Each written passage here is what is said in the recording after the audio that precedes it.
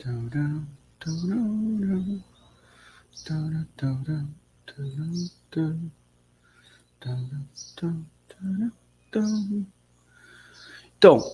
olá a todas, olá a todos, sejam todas e todos bem-vindos, bem-vindas para mais essa sessão de leitura do Classe Trabalhadora, do Marcelo Badaró Matos, de Marx ao Nosso Tempo, que estamos já 20 e poucas, não me lembro do número, mas é 20 e tantas já, que nos aproximamos quase das 30 sessões de leitura para dar conta da totalidade, da integralidade da obra do professor Marcelo Badaró Matos.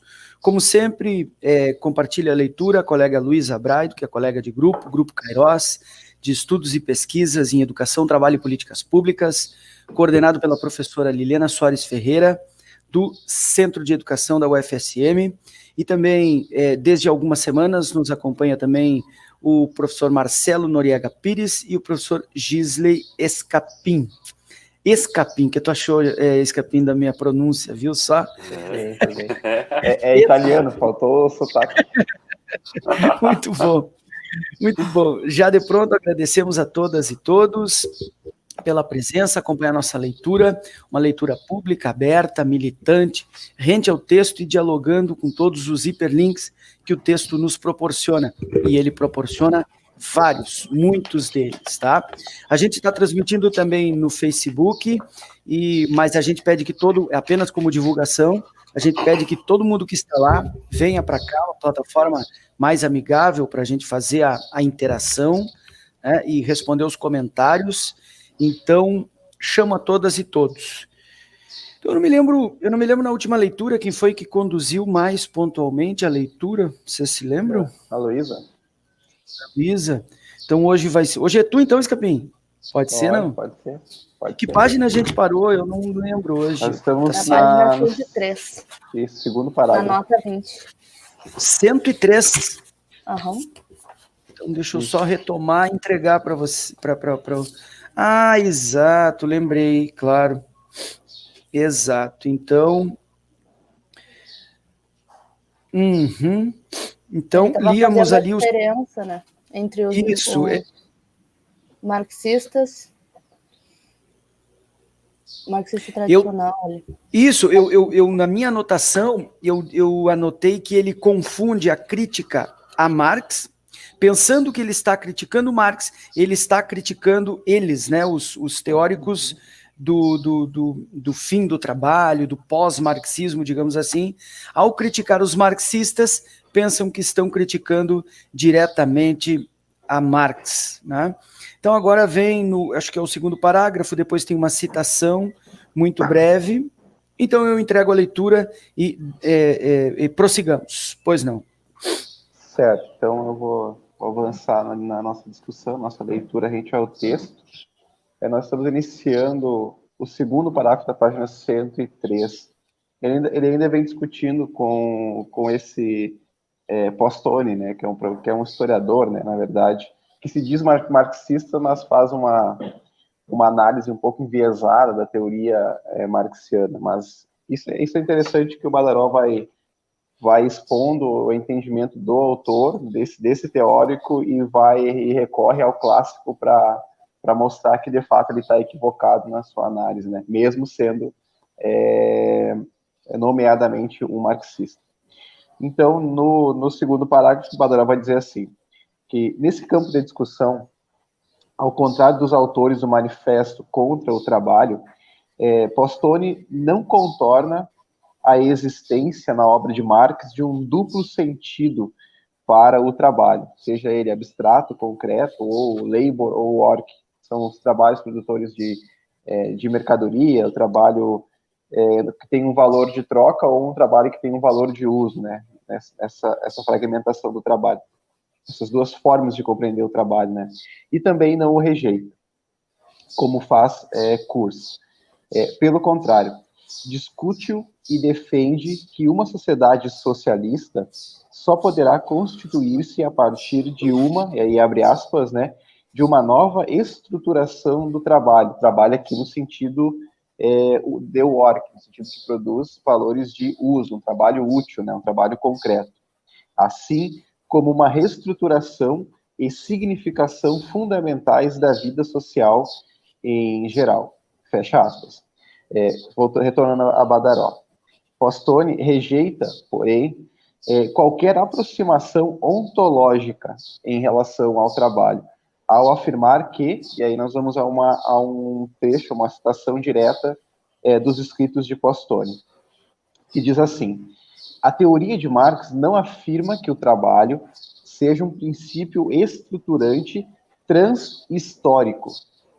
Não é transitório, é transhistórico, ou seja, que vai para além da história, que ultrapassa os quadros históricos da própria humanidade, né, da vida social. Não apreende a constituição da vida social em termos de uma dialética sujeito-objeto, mediada pelo trabalho no seu sentido concreto. De fato, não oferece uma teoria transhistórica do trabalho, da classe, da história ou da natureza da própria vida social. E aqui nós temos uma nota referente a essa citação direta do Postone, né, que é a nota 22, que aí o Badaró vai fazer uma explicação, né. Aí diz, essa nota cabe à leitura mesmo, Scapim, porque tem ali uma interpretação do Badaró, o autor do livro, né, sobre a direção da crítica que o Moisés Postone está fazendo.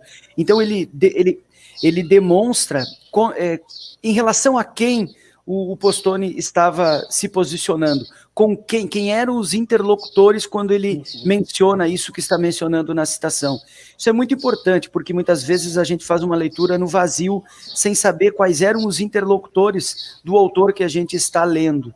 E aí, portanto, a gente não entende muitas vezes a crítica. Então, é fundamental saber do que aquele autor estava falando. E isso, uma obra de revisão teórica de uma categoria, como o Badaró está fazendo, é fundamental. É fundamental que a gente conheça a interlocução que o Postone está fazendo aqui. Então, a nota 22 vai dar conta disso. Deixa eu só agradecer aqui, ó, bem rapidinho, antes da nota. Talento, o Marcos Matos chegou, muito obrigado. Chegou também a Larissa, muito obrigado. Chegou também a Valnice, Miranda, bom dia. O professor Flávio, lá do Delta do Parnaíba, dando bom dia a todo mundo. E também a Larissa dá olá para a galera. Pois não, Scapim, faça a leitura. Essa nota ela é importante, ela caberia até no corpo do texto, se fosse o caso, mas foi muito bem lembrado, Guilherme. Então, vai dizer assim: embora possamos concordar que em Marx não há categorias transhistóricas, o que Postone parece negar aqui implicitamente é o que Kuhs rejeita de forma mais explícita. Qual seja, então, o que ele rejeita? Uma compreensão ontológica da natureza do ser social, ou seja, a ontologia histórica. Os alvos de Postone, aqui ele vai explicar quem são esses interlocutores, né?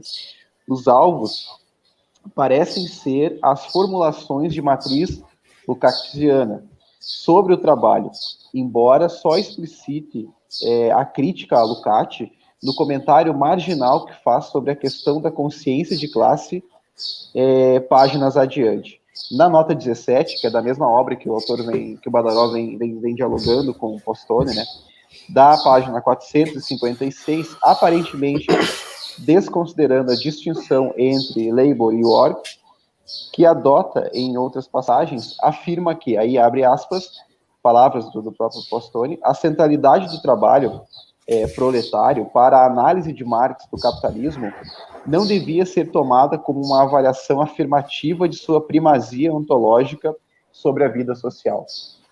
Essa é uma contextualização, né? Ele está situando da onde qual é o alvo, para quem endereça a crítica do autor, né? Isso são autores que se situam no mesmo plano teórico, né, digamos assim. Me parece que o debate aqui tem a ver com a ideia de ontologia e transhistoricidade. Uma coisa é ser ontológico, antológico não, antológico significa digníssimo, enfim, né? Antológico é algo que é memorável, não é isso? Onto significa anterior, anterioridade. Então, ontologicidade significa fundante de alguma coisa, anterior mesmo a um nexo causal que quaisquer coisas possam vir a ter. Isso é o ontológico. Mas transhistoricidade não é ontologicidade. Transhistoricidade significa anterior mesmo à própria histórica.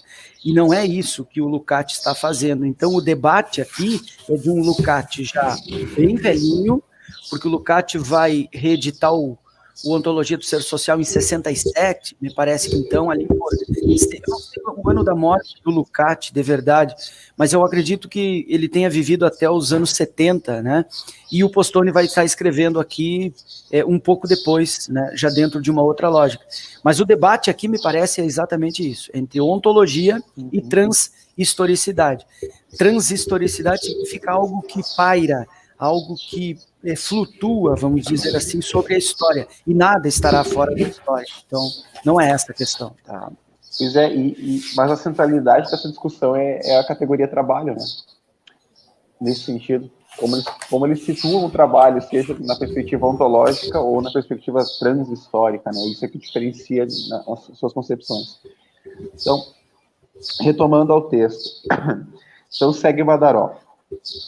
Postoni não nega as classes sociais e a luta de classes entre trabalhadores e burgueses, o que seria distanciar-se completamente de Marx, mas apresenta uma leitura muito peculiar dessas categorias e de seu sentido histórico nas sociedades capitalistas.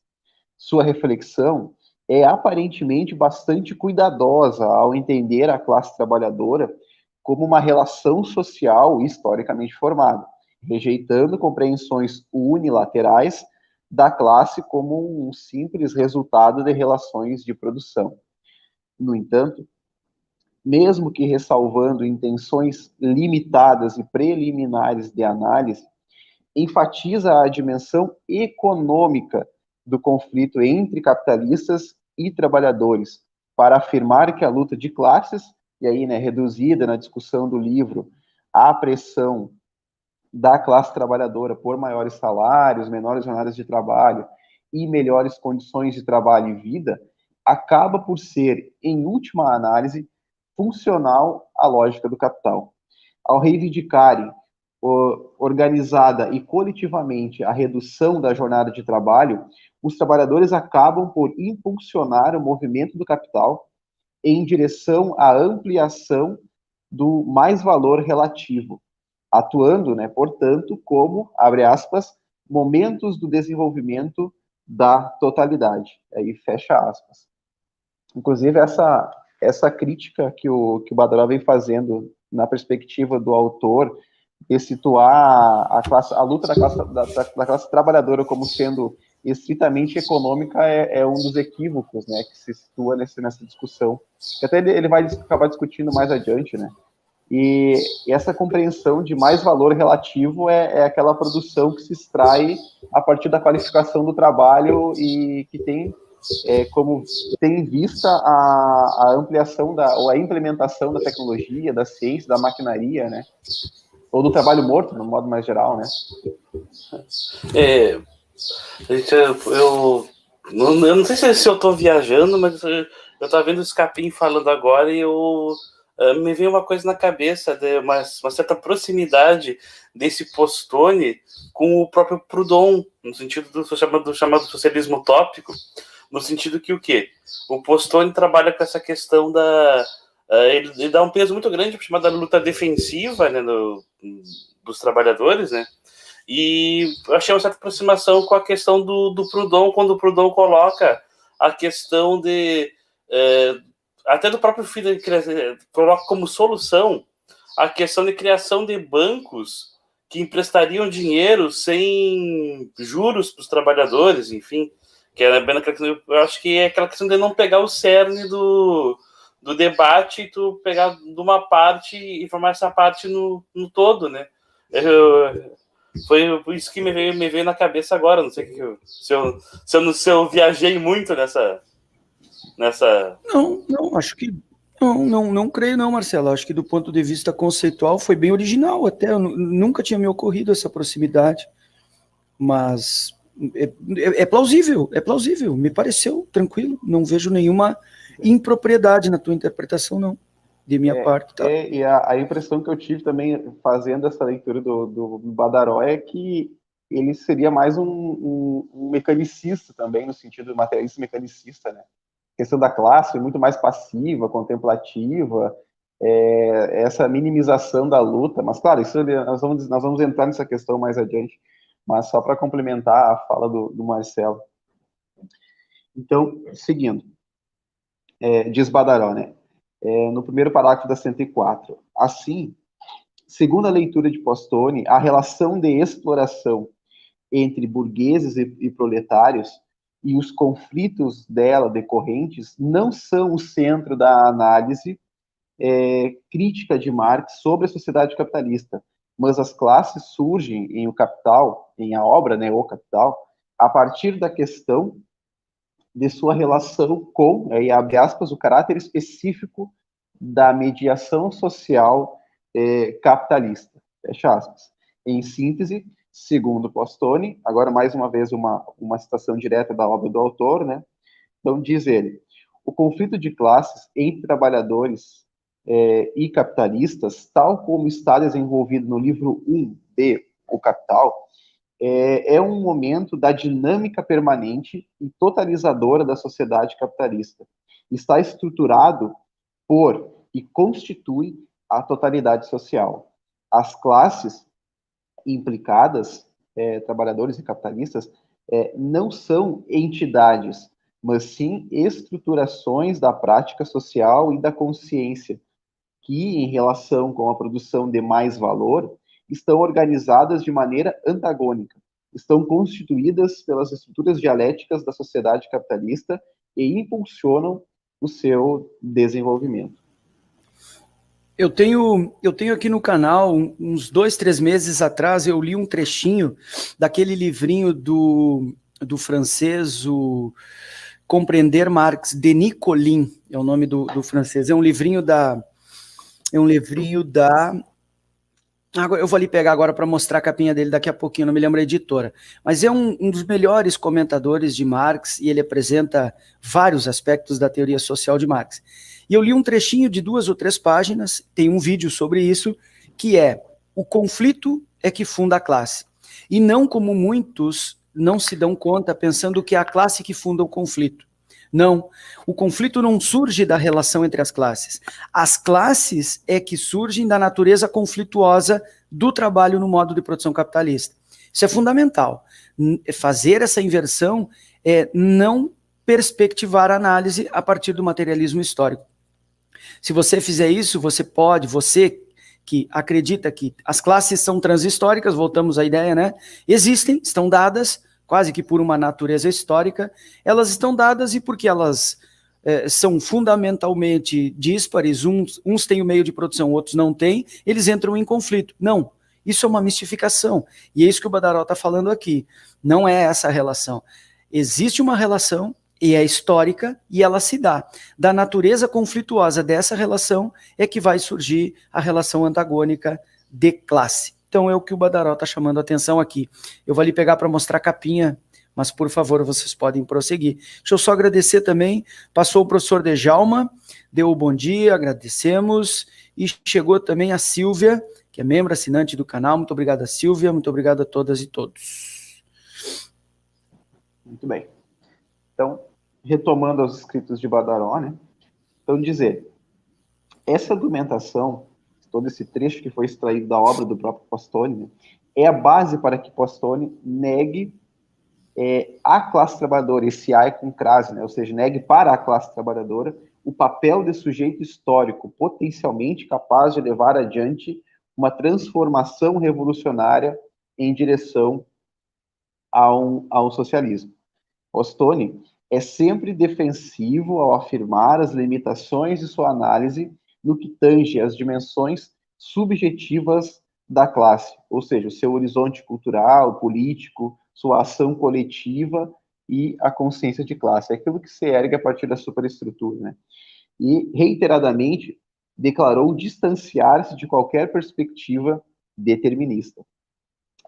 Porém, a conclusão de sua discussão sobre as lutas de classe na sociedade capitalista reduz, ou minimiza, por assim dizer também, né, a dimensão da subjetividade em Marx, definida a partir da interação dialética entre ser e consciência do ser, a partir da categoria da praxis, ou seja, teoria e prática transformadora, revolucionária, a uma derivação direta das amarras da totalidade estrutural contraditória do capitalismo, pensadas em termos quase exclusivamente econômicos. E aqui é onde vai morar o equívoco dele, né? Para utilizar a terminologia gramsciana na análise das correlações de força, a conclusão de Postone é a de que as lutas e, portanto, né, a consciência da classe trabalhadora estão, em geral, presas ao nível, aí, entre aspas, econômico-corporativo, ou, quando o ultrapassam para dirigir-se ao Estado, elas o fazem sempre nos estreitos limites da lógica sistêmica. Para Postone, a crítica ao capitalismo oriunda dessas lutas, né, em termos quase idênticos ao de Kurz. E aí, abre aspas, né, e permanece imanente ou inerente ao seu objeto. Trata-se de uma generalização bastante abusiva do horizonte político reformista e de uma atuação subsumida ao sistema, a qual ignora por completo os diversos momentos e exemplos de confronto aberto entre os movimentos da classe trabalhadora e o capitalismo, ou mesmo os possíveis acúmulos do ponto de vista da consciência de classe resultante de lutas defensivas. Então, esse trecho fica explícito, esse movimento, essa minimização da luta de classes, de um modo geral, e o desprezo que o autor faz por não considerar o poder revolucionário da classe trabalhadora, enquanto uma classe política, né? E aí ele reduz, onde eu reitero a questão do equívoco do autor, ele reduz a luta de classe, da classe trabalhadora, a um movimento estritamente econômico, a uma reivindicação estritamente econômica, né? Perfeito, perfeito. O livrinho que eu falava era esse aqui, ó, Denis Collin, Compreender Marx, saiu pela Vozes, e lá na página, eu diria que é um dos melhores manuais, assim, para entrar na obra de Marx. Lá na página 204, 205, 206, 207, eu fiz um vídeo aqui no canal sobre essas páginas, mostrando a ideia de capitalismo e luta de classes. É da luta de classes, é da relação conflituosa, é do conflito entre ambas que surgirá o antagonismo entre as classes, tá? E é verdade, é exatamente isso aí, não é uma luta apenas econômica, é uma luta mais do que tão somente econômica. Falávamos, eu e o Scapin, na leitura do Tonei do Lessa, que... e eu citei o Yanni, quando ele diz que o modo de produção capitalista não é apenas um modo econômico de produção e reprodução da vida social. O modo de produção capitalista, o Yanni vai afirmar, é um processo civilizatório. Portanto, transcende a esfera tão somente econômica. É muito mais do que isso. É com isso que o Badaró está concordando aqui. E nessa semana, que a semana Engels, né, o bicentenário de nascimento de Engels será amanhã a data mais pontual, tem vários canais fazendo muita análise, né, muita discussão.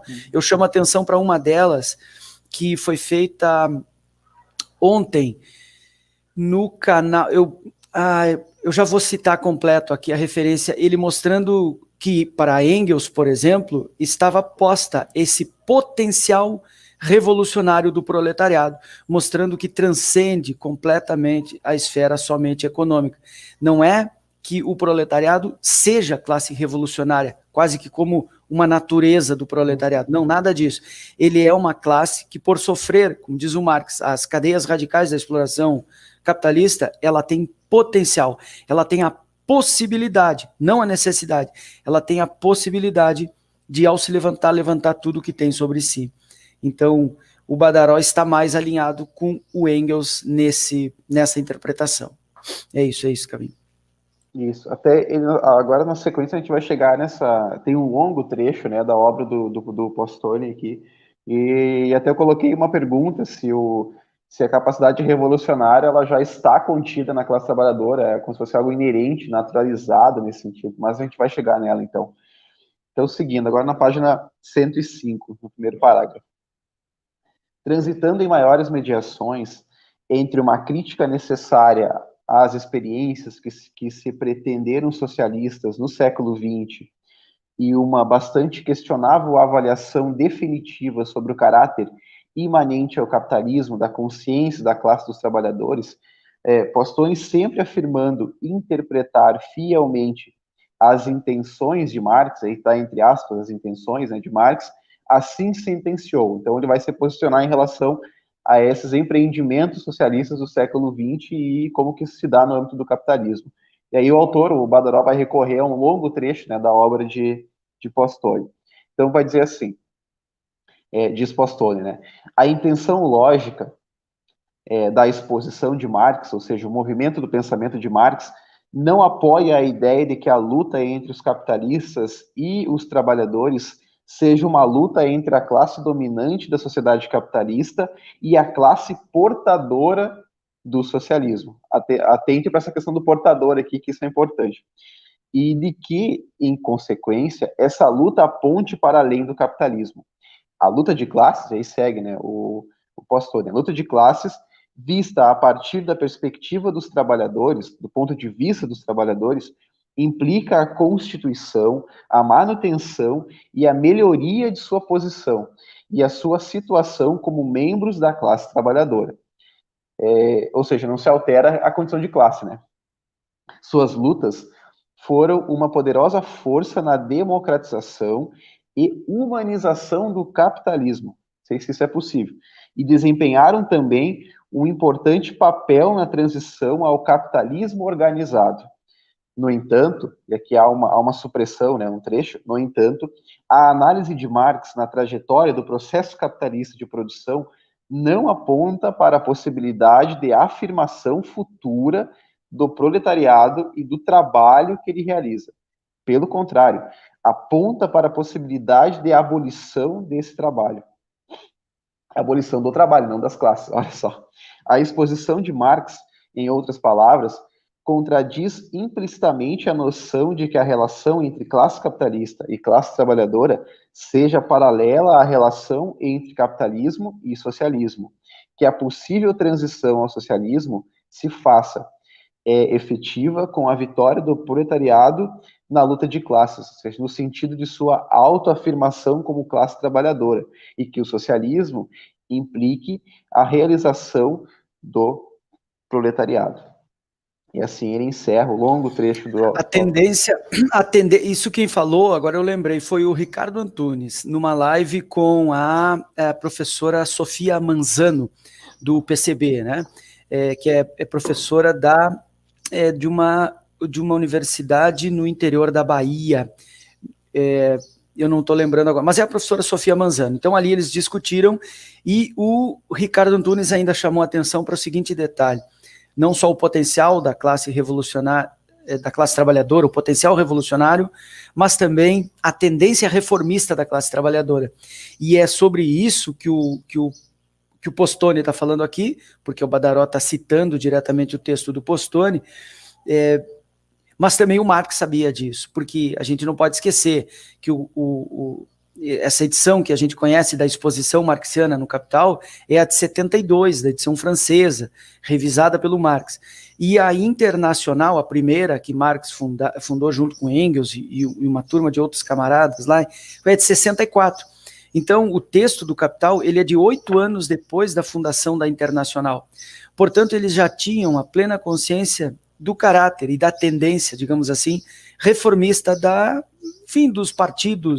dos partidos da Internacional Socialista, podemos dizer assim. Uma vez conseguindo alguns ganhos no parlamento, uma vez conseguindo muitos direitos, ela tende a amainar, né? Então, isso aplacaria um pouco do potencial conflituoso da relação entre capital e trabalho. E nisso, claro, apenas é uma constatação marxiana, não o estabelecimento de uma lei tendencial, mas o Postoni toma isso como uma lei tendencial, e não era, de fato não era, né?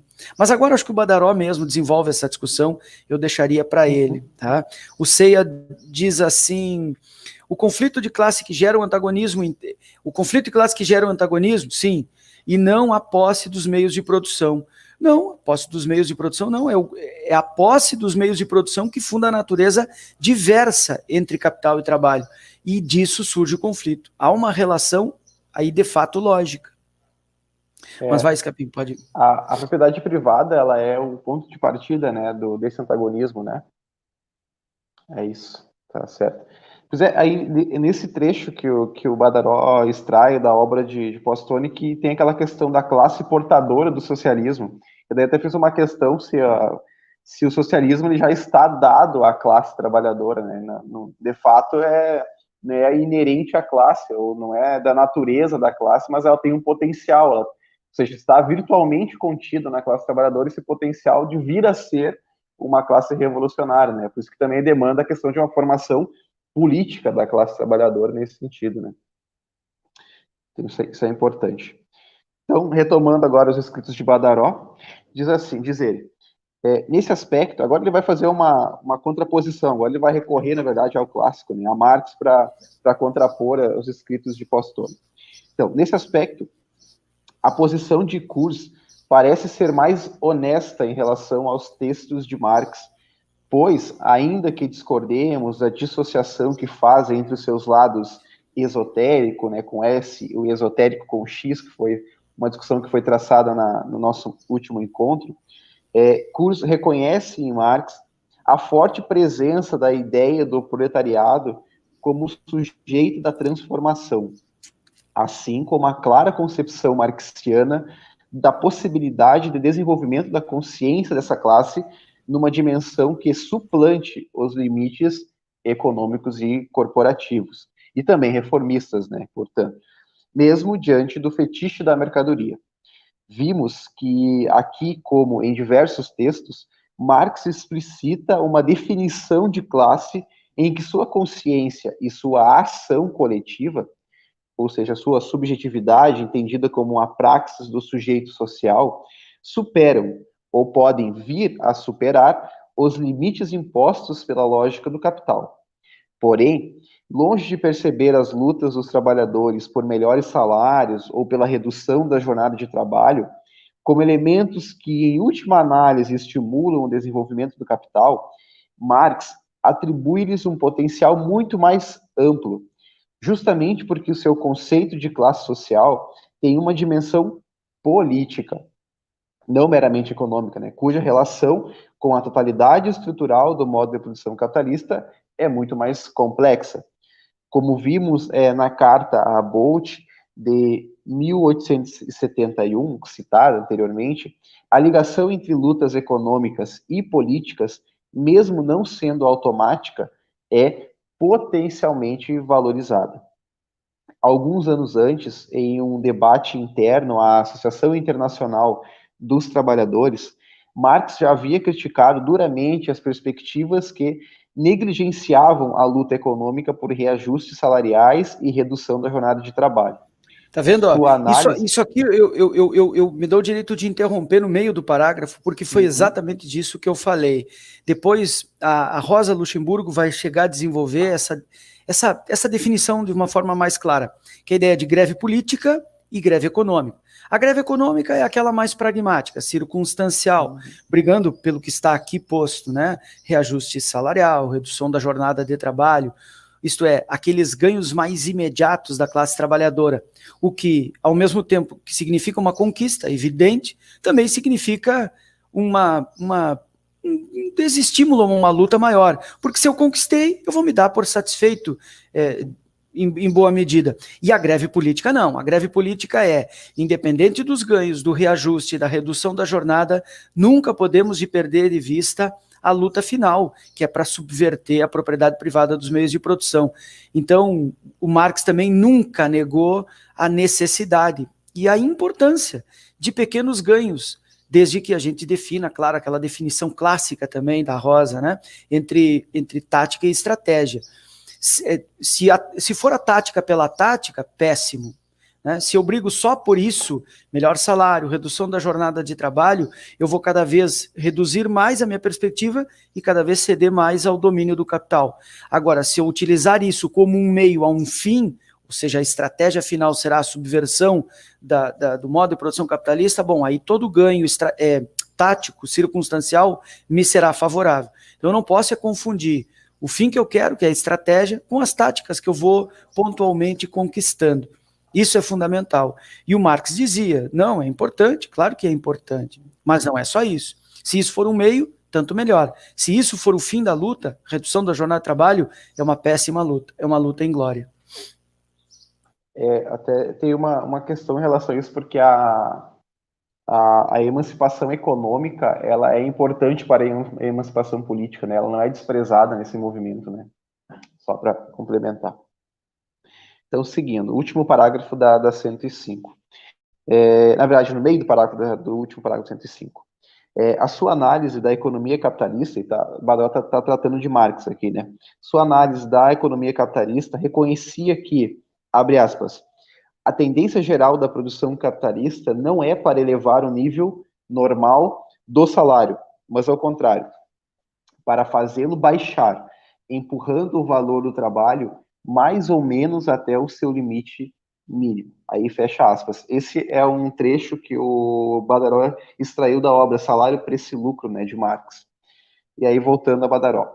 Por isso, Marx enfatizava a importância das greves por reajustes salariais e redução da jornada de trabalho. Então, não é desprezado, evidentemente, pois a necessidade de disputar o preço de sua força de trabalho com os capitalistas, e aí abre aspas mais uma vez, é inerente à situação em que o operário se vê colocado e que o obriga a vender-se a si mesmo como uma mercadoria. Fecha aspas. Renunciar a esse conflito cotidiano contra o capital deixaria os trabalhadores como que, abre aspas mais uma vez, desclassificados para empreender os outros movimentos de maior envergadura. Fecha aspas. Olha que maravilha, viu? Eu sabia que isso aí qualifica, essa ideia, essa palavra aqui, ó, desclassificados, aqui me sugere uma ideia de qualificação da luta dos trabalhadores. Parece que desqualifica a luta. Parece que se eu não brigar por coisas mais circunstanciais e imediatas, eu deixo também de me qualificar para enxergar um horizonte mais amplo, uma luta maior, uma luta mais ampla, né? Então, o Marx não desprezava, de fato, no salário. O salário por esse lucro eu não conheço integral, não. Eu li muitos trechos com uma turma, um grupo de leitura que eu fiz parte na economia, há uns anos atrás, mas eu não conheço a integralidade do texto. E talvez se eu tivesse passado por esse trecho, não tivesse me chamado a atenção. Eu gosto muito de livros como esse do Badaró, porque ele faz remissão a trechos, com aspas, diz a página, e aí isso suscita a gente a ir buscar lá, voltar ao salário, preço e lucro, ler esse trecho e enquadrar ele num plano maior. Então, autores assim, eles levam a gente à leitura do original, do clássico.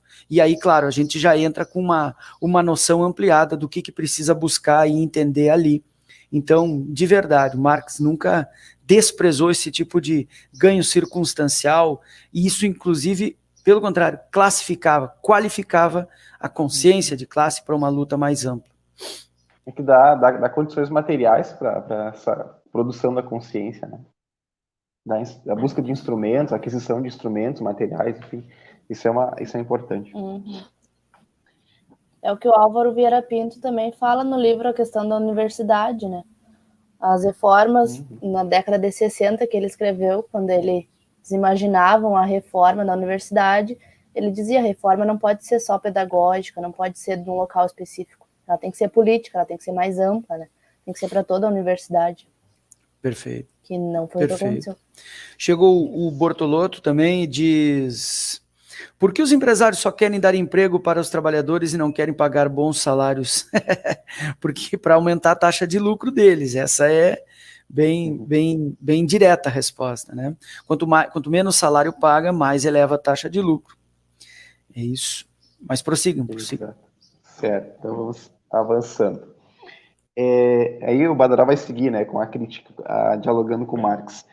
Por isso, mesmo reconhecendo que as leis de tendência da economia capitalista levam a uma situação em que a pauperização, ou seja, a questão da pobreza, né, absoluta e ou relativa da classe trabalhadora se impõe, Marx entendia as lutas coletivas contra esse processo como uma, aí abre aspas mais uma vez, contra-tendência, fecha aspas.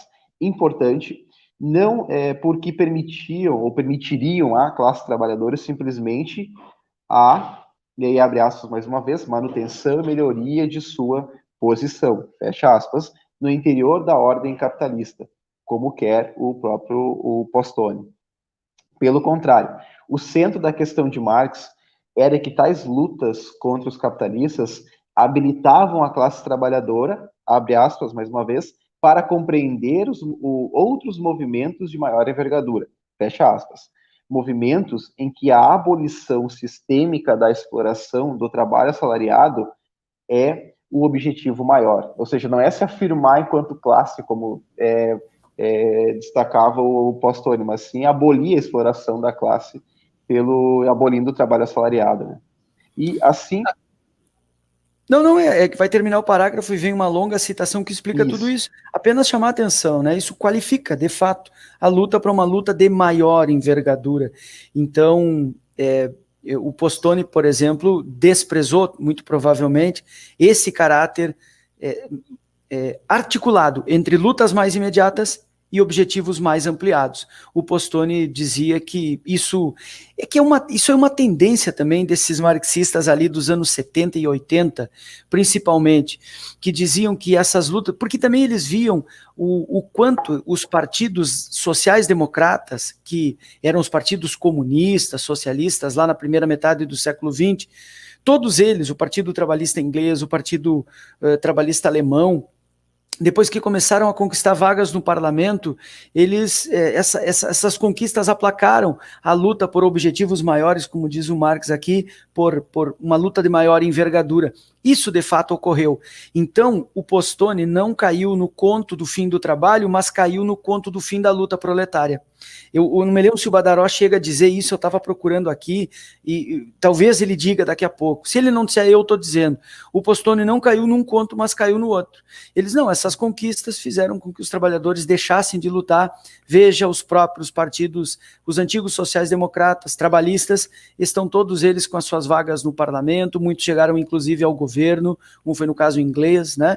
E com isso diminuíram, isso amainou um pouco a luta dos trabalhadores. Não, Marx está dizendo já lá nos anos, que salário, preço e lucro anos 60, né, final dos 50, 60, ele está dizendo, não, isso qualifica os trabalhadores, não tem nada de amainar e aplacar a luta, pelo contrário, isso vai qualificando para uma luta de horizonte maior. Tem um vídeo bem longo e antigo, tem uns 8, 10 anos, se não me engano é da Boitempo, do Mazeu, Antônio Carlos Mazeu, professor da Unesp, e ele mostra, e ele faz o título do livro é alguma coisa, do livro não, da live, do vídeo dele, tem 8 ou 10 anos, é bem antigo, é daqueles primeiros circuitos Marx e Engels que a Boitempo fazia, e o título do vídeo do Mazeu é Espontaneísmo, Reboquismo e Luta de Classes, ou seja, espontaneísmo porque os partidos deixam de conduzir a luta proletária, e aí, portanto, ela se torna em boa medida espontânea, reboquismo no sentido de que vão a reboque das conquistas capitalistas, burguesas mesmo, e a luta de classes com isso tende a ficar mais aplacada, mas eu diria, como diz o Mazeu, latente. O potencial revolucionário está ali ainda conservado. Mas o Postone não caiu no conto do fim do trabalho, e resumo então, né, caiu no conto do fim da luta de classes. Não há esse fim da luta de classes. Por isso é de uma assertividade a crítica do Badaró aqui impressionante. Impressionante. Eu não me daria conta por minha conta, por minha própria leitura dessa discussão. dessa falta de visão política, por exemplo, entre aspas, aqui do Postone. Por isso é importante um comentador como o Badaró, fazendo a crítica à trajetória histórica da classe trabalhadora e os seus teóricos. Aqui ele mostra que um teórico que não pecou numa coisa, pecou em outra. E o pecado é do mesmo tamanho, né? Mas é isso, é isso. Exato. Então, seguindo. Assim, no mesmo texto, ou seja, no salário, preço e lucro, ele é de 1865, Guilherme, a data dessa obra. Ele é um dos últimos, Isso. Para quem não sabe como é que o Capital está organizado, ele vai sendo organizado, o Marx vai construindo o Capital, né, a partir de 44, os primeiros manuscritos econômicos, 59 ele formula pela primeira vez, 57, publica em 59, e os 8 anos seguintes, então, ele começa a constituir a obra que vai ser o Capital. E aí em 64, quando ele se envolve na luta na Internacional, aí o Engels manda várias vezes nas cartas, o Engels diz para ele, tá, mas para de te envolver com política e termina a obra, finalmente, e ele vai, e aí o Engels pressiona ele para que ele termine, enfim, o Capital, que ele termina de fato em 67. E o salário, preço e lucro é um conjunto de falas que o Marx fazia na Associação Internacional dos Trabalhadores. Então, tá por aí mesmo, exatamente esse é o contexto. 64 funda, em 65 ele faz algumas falas. E o Marx, pelo que se sabe, não era um orador, assim, muito... Ele tinha uma figura física imponente, isso é verdade, mas não era um homem alto, ele era um homem espadaúdo, largo, né? E tinha uma fala que não era muito empolgante, não era um grande orador, não. Inclusive, ele tinha aquela fala... A língua presa. Chama isso tecnicamente, os fonoaudiólogos chamam de cesseada. É aquela língua que fala presa ao céu da boca com os dentes da frente, assim, como quem fala alguma coisa, assim, ó. Então ele falava um tanto assim, então acredita-se que ele não tenha sido um grande orador, mas o salário, preço e lucro, para nossa sorte, ficou registrada, porque ele não falava espontaneamente, ele escrevia tudo o que falava, e por isso a gente tem acesso a esse tipo de material. São falas dele. Não tem áudio, como? Né? Não tem áudio? Nenhum registro. Não, é raro, alguns registros fotográficos e de desenho mesmo, gravura, né? Mas não há que se conheça nenhum áudio, né? O Marx morre em 83 e acho que em 83 ainda nem havia registros fonográficos, né? Não havia nada desse tipo, né? Então é isso. Mas, por sorte, se tem o registro dessas falas, o salário, preço e lucro, portanto, já é de um Marx bastante maduro, quase às vias de publicar o volume 1 do Capital. Quem conhece esse texto muito bem é o Sérgio Pribe, aqui em Santa Maria, né? Ali do Departamento de Economia. O Pribe, acho que o doutorado do Pribe foi sobre o salário, preço e lucro. Eu assisti algumas aulas há bastante tempo do Sérgio Pribe falando desse texto. E é um texto muito importante mesmo. E sugiro, quem quiser, se aproxime. Departamento de Economia da Federal de Santa Maria, o professor Sérgio Pribe conhece muito essa obra aí. Tá? Tem o Nude Marx também, do Direito, que faz alguns eventos e convida ele também, né? Fazem os cursos, né? É importante. Certo. Então, seguindo a nossa leitura, agora o Badaró vai fazer uma extração dessa obra, né? Do Marx, é um longo trecho do Salário, Preço e Lucro. Então, diz Marx, né? Ao mesmo tempo, e ainda abstraindo totalmente a escravização geral que o sistema do salariado implica, a classe operária não deve exagerar a seus próprios olhos o resultado final dessas lutas diárias. Não deve esquecer-se de que luta contra os efeitos, mas não contra as causas desses efeitos. A classe trabalhadora deve saber que o sistema atual, mesmo com todas as misérias que lhe impõe, engendra simultaneamente as condições materiais e as formas sociais necessárias para uma reconstrução econômica da sociedade. Em vez do lema conservador de, aí abre aspas da própria citação, né? Um salário justo por uma jornada de trabalho justa, fecha aspas, deverá inscrever na sua bandeira essa divisa revolucionária. Mais uma vez, abre aspas, abolição do sistema de trabalho assalariado. E aí fecha aspas e encerra a citação. É que a gente tem que compreender que, que o trabalho assalariado ele é uma das categorias do trabalho produtivo, né? Ou seja, todo trabalho produtivo ele tem que ser assalariado. Não necessariamente todo assalariado é um trabalhador produtivo, mas todo trabalho produtivo ele é assalariado, ou seja, é uma parcela da produção que é paga ao trabalhador. E aí já tem um certo valor fixo e tudo mais, e aí nisso se transcorre a extração da mais-valia, né, que é do mais-valor. Por isso que é importante essa supressão do salário assalariado, do trabalho assalariado, imagina. Então, retomando a Badaró. Voltando a Postone, sua negação do papel do proletariado como sujeito histórico não o leva às mesmas certezas de Kurz quanto ao fim do capitalismo pelo seu próprio colapso, entre aspas. Sua análise oscila, apresentando, ora, posições que enfatizam as contradições intrínsecas ao desenvolvimento capitalista em suas máximas potencialidades, como a chave que comanda a transformação. E aí tem um trecho que é do próprio Postone, né, que está entre aspas, entre parênteses e entre aspas, o crescente abismo entre as possibilidades geradas pelo capitalismo e a sua realidade. Aí fecha aspas e fecha parênteses. E, ou ora, prospectivas quanto ao potencial transformador de outros sujeitos, sejam mulheres, militantes sociais, ecologistas, né, como exemplo, e suas lutas.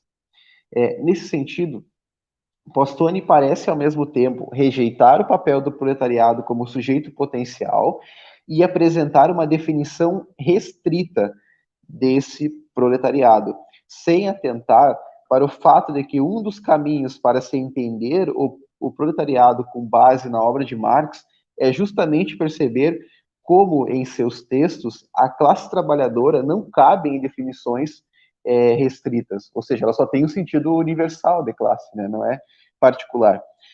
De qualquer forma, o equilíbrio da análise de Postone é precário, pressionado pela difícil tarefa que se atribui de negar o papel do proletariado como um sujeito histórico, mas concordar com Marx em que, abre aspas, os homens fazem a sua própria história, que é o que está no 18 Brumário, né, no primeiro parágrafo, fecha aspas.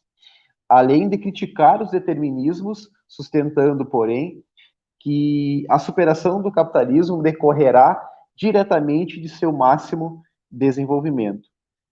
Ao fim e ao cabo, Postone conclui por uma saída dupla, que afirma, e aí entre aspas, né, as pessoas, e aí está entre aspas porque ele não define quem são essas pessoas, né, ele só coloca que as pessoas e o mundo da mercadoria que criaram como sujeitos da transformação histórica.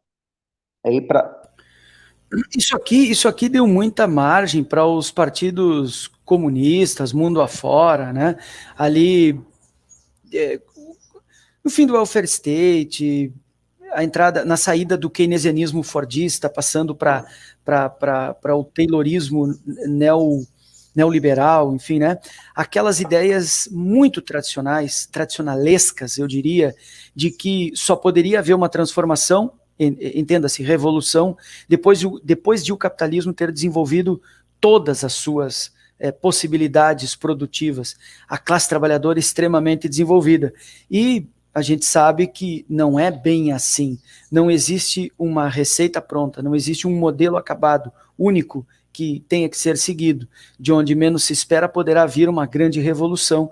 A própria Revolução de 17 foi o exemplo material disso. E o Marx não acreditava nisso, mas os marxistas dos anos 70 e 80 acreditaram muito nisso, né? Inclusive o PCB brasileiro queria, por tempos, militou para desenvolver uma burguesia nacional forte como passo necessário para produzir uma revolução da classe trabalhadora. Percebam, o tamanho de um erro histórico desses é impressionante. Sim. Até sobre essa questão do fim do capitalismo por si próprio, assim, a gente sabe que o capitalismo ele vai morrer de morte matada, né? Não de morte morrida. E aí eu coloquei uma questão aqui, porque ele escreve que a superação do capitalismo decorrerá diretamente do seu máximo desenvolvimento. Aí eu coloquei uma questão, será que ele mesmo é quem vai se matar? É ele que vai se levar à morte? Exato. Eles estavam enxergando um mundo em completa decomposição e eles entendiam que a própria natureza destruidora do capital, a própria natureza inviável que produz um sistema infinito num planeta finito, levaria ao colapso do capitalismo. O Postone está escrevendo no final de 30 anos de welfare state no coração do sistema burguês. Para eles, se eles vivessem na periferia do mundo burguês, eles perceberiam que o capitalismo vai matando, vai sangrando, vai destruindo e sempre vai se reproduzindo enquanto potencial destruidor. Ele não morre, como o Capim acabou de dizer, de uma morte morrida. Ele tem que ser levado, ele tem que ser provocado, e quem provocará isso é a classe trabalhadora, claro, né, o proletariado, que é quem sustenta o trabalho vivo. Agora, ele vai entrar numa discussão, a gente caminha para o fim da leitura de hoje, a discussão que vai aparecer agora, eu acho que a gente deveria ler a citação, Scapin, na minha opinião, da 107, porque depois aí, então, o Badaró vai explorar a ideia do determinismo. Não há um determinismo, não sabemos, ninguém sabe, não há uma regra natural, uma lei geral do capitalismo que sirva para qualquer fase histórica que diga que ele vai se destruir por conta própria pela sua natureza inviável. Não, isso não existia em Marx, mas existiu um marxismo que não enxergou, enfim, fora dos seus limites, seus horizontes geográficos. Mas eu iria para a citação e aí depois deixaria o parágrafo do texto para o encontro que vem, porque ele retoma a citação e a ideia central do determinismo econômico.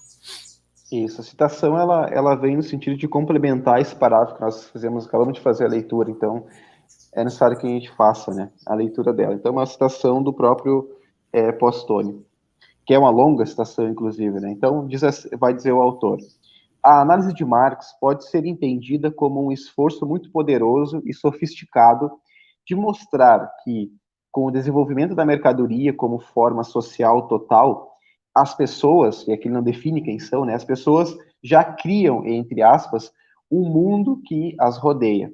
Marx analisa o capital como a forma alienada de alguns conhecimentos e habilidades gerais da espécie historicamente constituídos e, portanto, apreende seu movimento cada vez mais destrutivo, até o ilimitado como o movimento de capacidades humanas objetivas de se tornarem independentes do controle humano.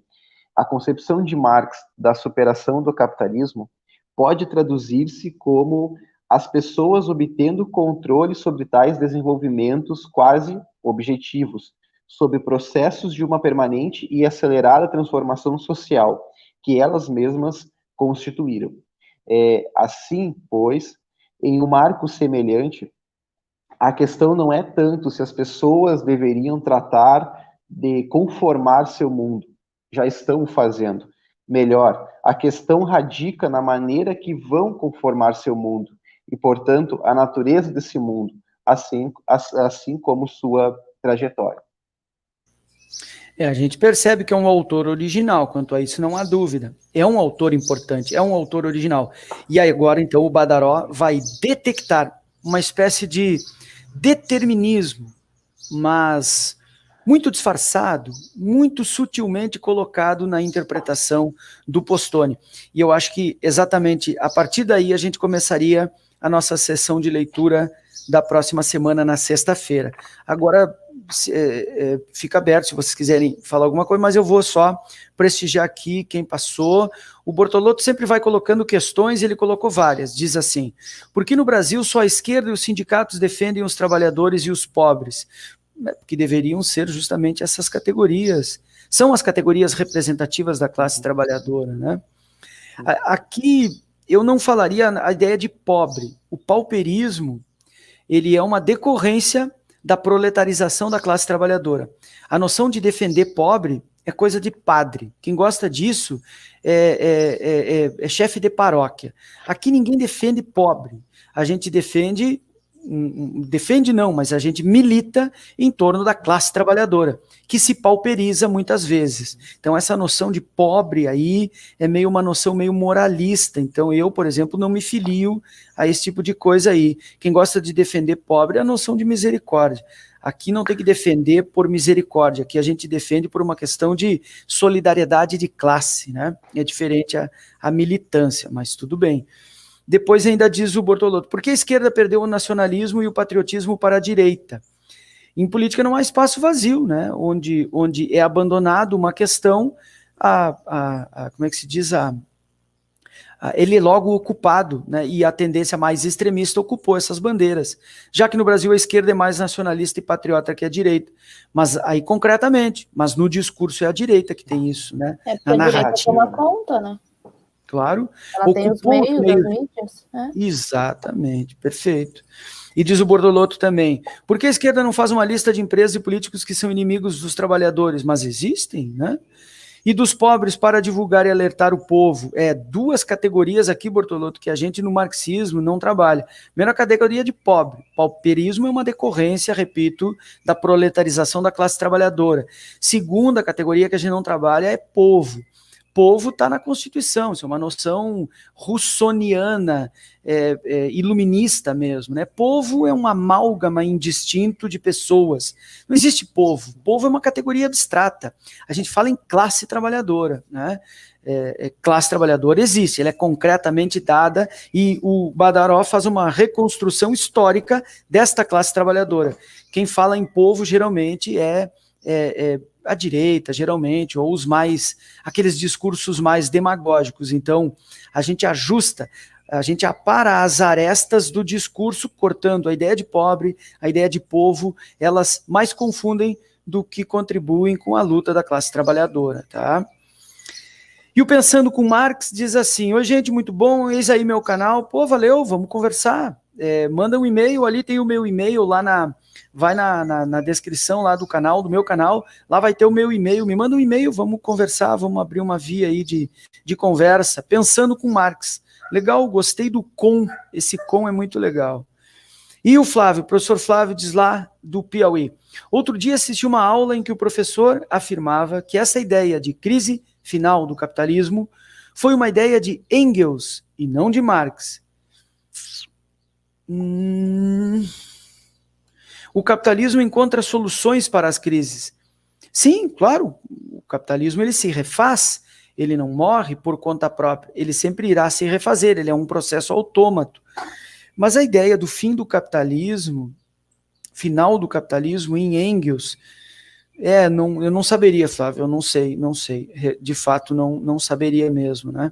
Em que obra do Engels, olha que eu tenho...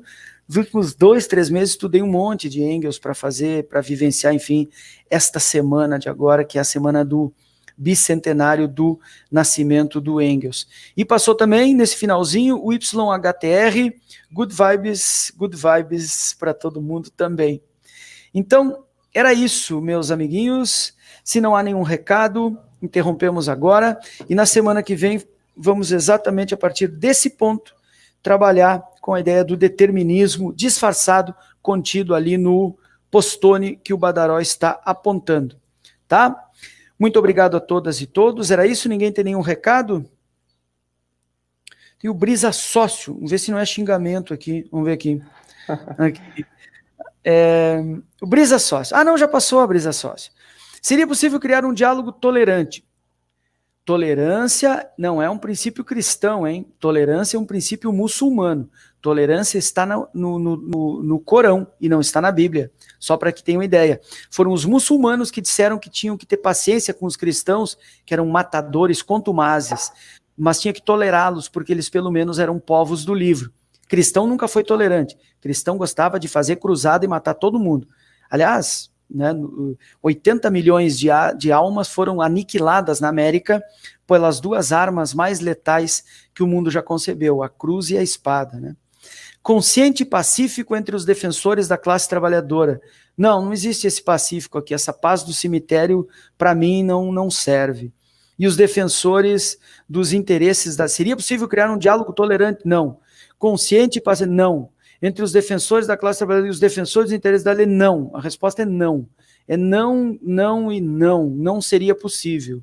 Toda vez que isso foi tentado, o proletariado se deu conta que fez acordo com a categoria errada. A primeira vez, Brisa, Desculpa, que se fez isso? só... Não, foi na Primavera dos Povos. Fez um acordo na Revolução Francesa, né, sem os camponeses, a baixa burguesia, jamais teria sido posta abaixo a nobreza e o clero franceses. A burguesia tomou os meios de produção, constituiu o Estado para administrar os seus negócios, como diz o Gessé Souza, a boca de fumo da burguesia, né? E quando o proletariado se deu conta que tinha sido traído, se levantou na Primavera dos Povos, entre 30 e 48. Em 48, então, foi aniquilado completamente. Toda vez que o proletariado fez acordo com a burguesia, ele foi assassinado no fim de todo o processo. Fala, Escapim. Sim, eu ia falar sobre a questão de quem é que poderia fazer esse diálogo, essa mediação seria fazer a figura do Estado. Só que nós temos um recente exemplo do Estado conciliador, né? Que de fato o Estado conciliador ele não concilia nada, né? Conciliador. Por isso que não há diálogo, não é possível o diálogo. Conciliador é acomodar a barbárie, é ajustar a barbárie, legalizar a barbárie. Não é Brisa Sócio, não faz parte do meu horizonte teórico. Se você acredita nisso, tudo bem. Vai ter várias paróquias aí, várias aulas de catequese pregando isso. Se lhes agrada, tudo bem. A mim, não me agrada. Tá bueno, gurizada? Então era isso por hoje. Nos encontramos na semana que vem. Tenha uma boa semana. Amanhã o chimarrão marxista vai ser sobre o bicentenário de Friedrich Engels. Tá bueno? E às 2 horas, não, a 1, né? Vai começar antes. Tem amanhã de tarde. Aí pela 1h30 por aí. Pontualmente, a 1h pouco a gente entra, tá? Pontualmente, 1h pouco a gente começa, eu e o Escapim, fazendo mais um Marx na palma da mão, na leitura do professor Tonet e do Lessa. Tá bueno? Graças, obrigado a todos.